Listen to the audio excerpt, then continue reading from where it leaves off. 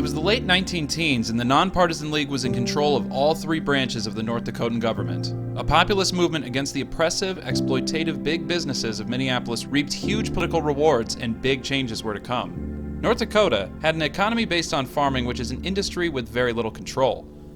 Farmers can't control the weather, the banking industry, the cost of interest on loans, the cost of the use of grain elevators and railroads. They couldn't control fluctuations in international markets, or the prices of cash crops from seed to product. The NPL planned to tip the scales of power back to the farmer by using the power of larger government as a tool to shield farmers' interests against ruthless, lucrative external forces.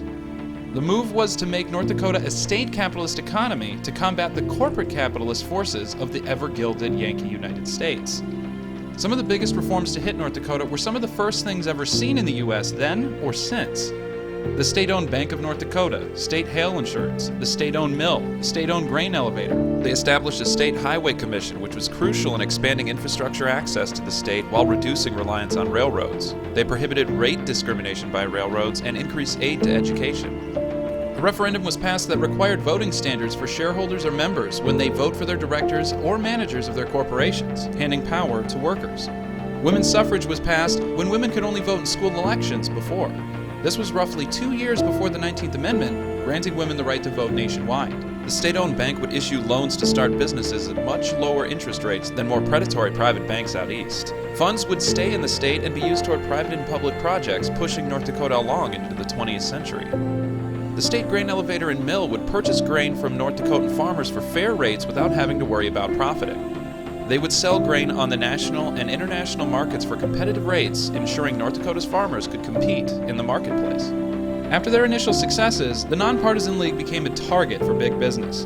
It was also plagued with infighting as Townsley began to use his leverage to take his movement to other states and consolidate power in himself. The Independent Voters Association, or IVA, was born, a political counterweight to the NPL. They had many electoral successes immediately following NPL's reforms. Governor Fraser was the first state governor to ever be recalled in U.S. history, and he was removed from office by 1.8% of the vote. He would end up becoming the senator from North Dakota for 3 terms, just under 2 decades of service.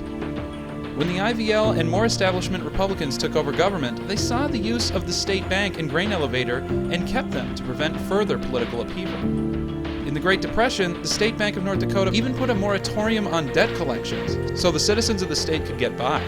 This was in the years of the Dust Bowl and seemingly bottomless grain prices. The NPL seemed to have lost its way, but there were still many elections where they would win in regions the league was popular. Eventually, after World War II in the 40s and 50s, returning GIs, then of voting age, were heavily in favor of the Democratic Party. The Republican Party was the party that brought the Great Depression, austerity, and the Dust Bowl of their childhood.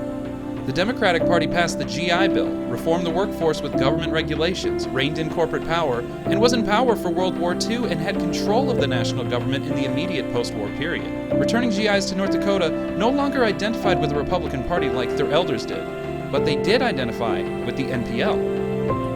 Hoping to pick up the electoral victory, the NPL and Democratic conventions voted to unify in 1956, creating the Democratic Non-Partisan League Party. Of all the state Democratic parties, it is one of 2 that has a different name, the other being the Democratic Farmer Labor Party in Minnesota. We'll get into that one in a later episode. When this occurred, Democrats only held 5 seats in the House and Senate of North Dakota. That rose to 63 seats 4 years later, turning North Dakota into a 2-party state for the first time. To this day, if you vote for any Democrat for North Dakota in office, your vote doesn't go to a Democratic candidate, but a Democratic NPL candidate.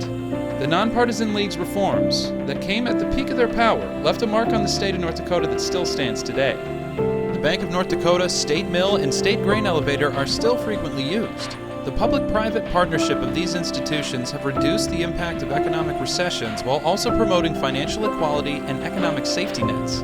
Generations of North Dakotan farmers owe much of their success to the first NPL reformers that laid the foundation of North Dakota's economic independence. It's not unique to North Dakota, but the historic struggle over the control of economic power will continue. Historically in North Dakota, the wealthy have preyed on the farmer, and farmers have used the power of democracy to push back.